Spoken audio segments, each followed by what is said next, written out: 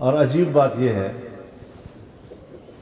کہ بازار سے ہم آتے ہیں، نرخ وہ بتلاتے ہیں۔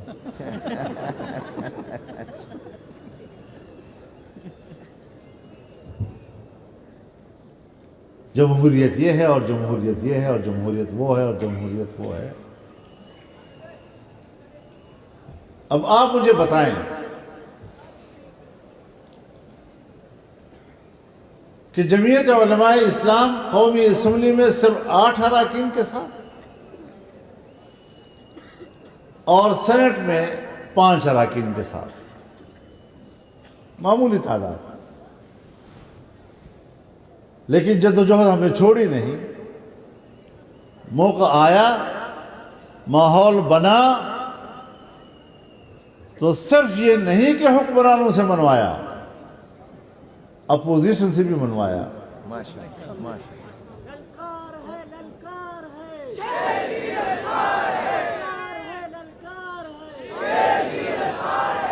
اور شاید تاریخ میں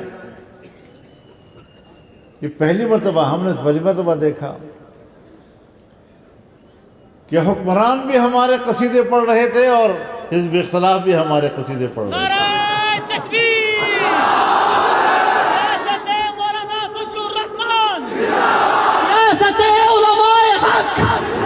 سیاست جمعیت علماء اسلام۔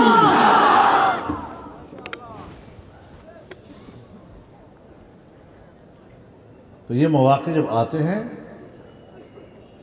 تو پھر اس موقع سے فائدہ اٹھانا ہوتا ہے۔ ہم غافل تب کہلاتے کہ موقع ہاتھ آیا اور پھر بھی ہم نے تسامح کیا کہ چلو بھائی وقت گزارنا ہے، سیاست ہی کرنی ہے، پارلیمنٹ میں رہنا ہے بس خالی۔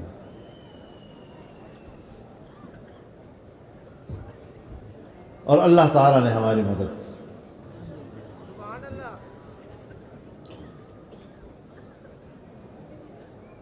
اور پھر اس پورے دورانیے میں ہم اپنے اکابر علماء سے رابطے میں رہے، ہم نے ان سے رہنمائی لی، ان کی مشاورت سے آگے بڑھتے رہے۔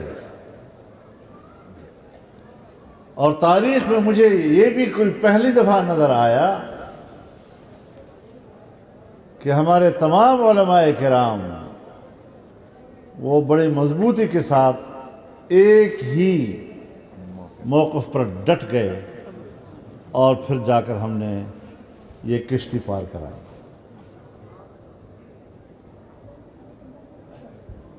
ایک صاحب نے مجھے لطیفہ سنایا، کہتا ہے کہ 2 کشتیوں پہ پاؤں رکھنے والا اکثر غرق ہو جاتا ہے۔ ہاں مشہور ہے نا، لیکن اس مولوی صاحب نے 2 کشتیوں پہ پاؤں رکھا اور دونوں کو پار لگایا۔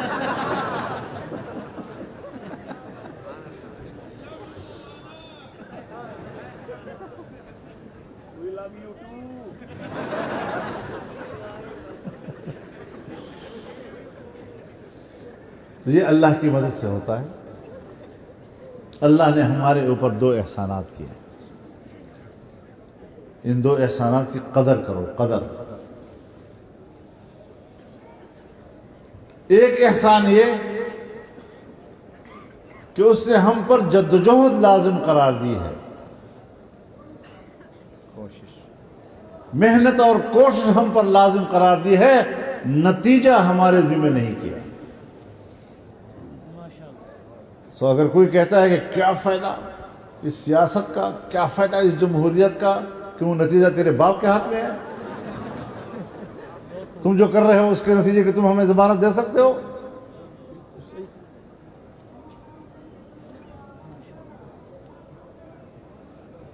تو یہ مواقع جو آپ کو ملتے ہیں اس میں اپنا کام جاری رکھیں، اور یاد رکھیں تمام علماء کرام موجود ہیں، جس چیز کو جہاد کہا جاتا ہے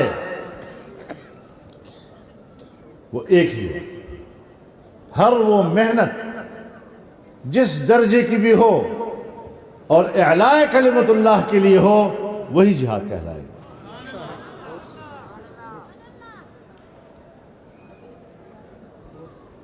اور اللہ نے جو دوسرا احسان کیا ہے ہمارے اوپر کہ جد و جہد کرو.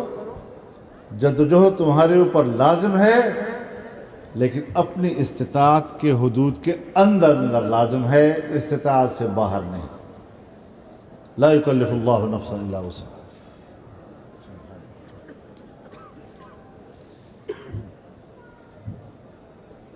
تو اپنی وسعت سے زیادہ تکلیف اللہ انسان کو نہیں دیتا.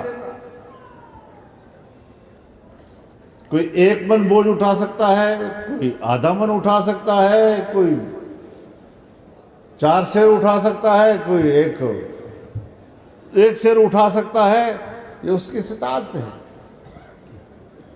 اب ایک پہلوان نوجوان سے آپ توقع رکھیں گے کہ 1 من بوجھ اٹھا لے گا، اور 90 سال کے بوڑھی سے بھی آپ توقع رکھیں کہ وہ بھی اتنا ہی اٹھائے، کیسے کر سکے گا؟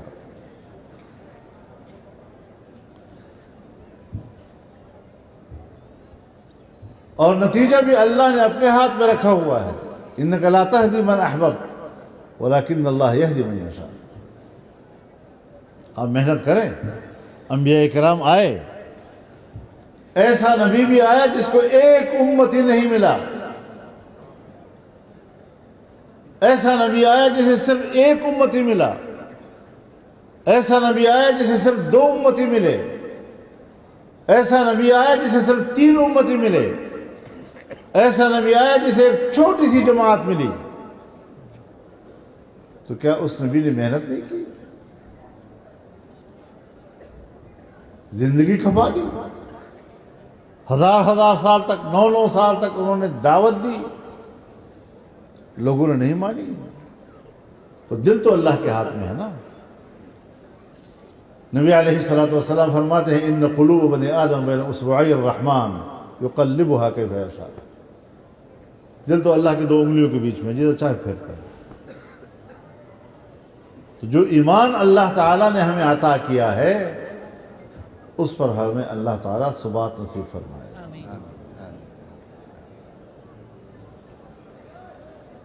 ربنا لا تزغ قلوبنا بعد إذ هديتنا وهب لنا من لدنك رحمة. ان مدارس سے جو اللہ نے ہمیں وابستہ کیا ہے، اور ان مدارس میں جو علوم پڑھائے جاتے ہیں، قرآن کے علوم، حدیث کے علوم، فقہ، یہ وہ رہنمائی ہے کہ جو آپ کی کشتی ہر محاذ پر پار کرائے گی.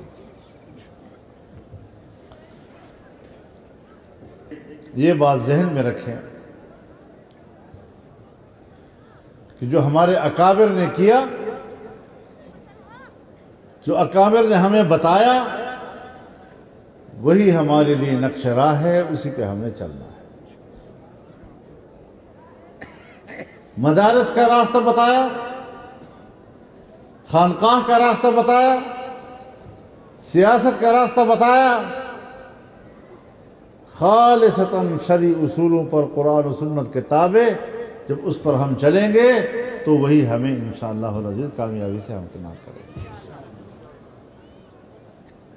اللہ تعالیٰ جامعہ خیر المدارس کو مزید ترقیوں سے نوازے. جہاں حاضر ہوتا ہوں دل خوش ہو جاتا ہے.